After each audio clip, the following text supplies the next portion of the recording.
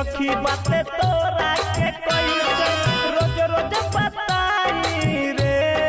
रे सखी रे सखी बातें तोरा के कैसे रोज रोज बताई रे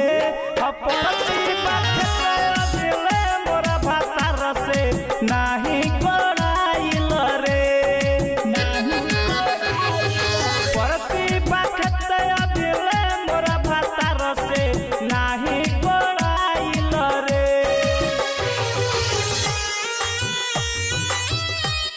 मिक्स बाय एलबी ब्रादर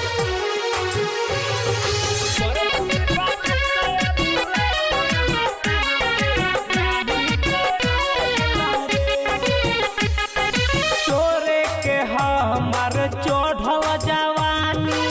माने ना मुआना बात रे भइल बिया हमरा ऐसन भातार से पहिले बायगुआ घात रे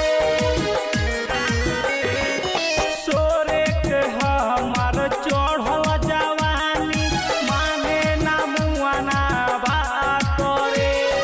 भइल बिया हमरा ऐसन भातार से पहिले बायगुआ घात रे रहे लिखाई ओकरा नामे जवन सब देवरे खा जाई रे रहे लिखाई ओकरा नामे जवन सब देवरे खा जाई रे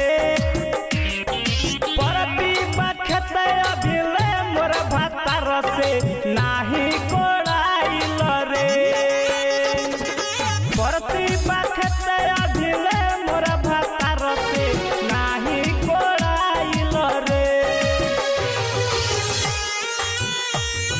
presented by Desai Digital Recording Studio, Boss Chowk, Champadia।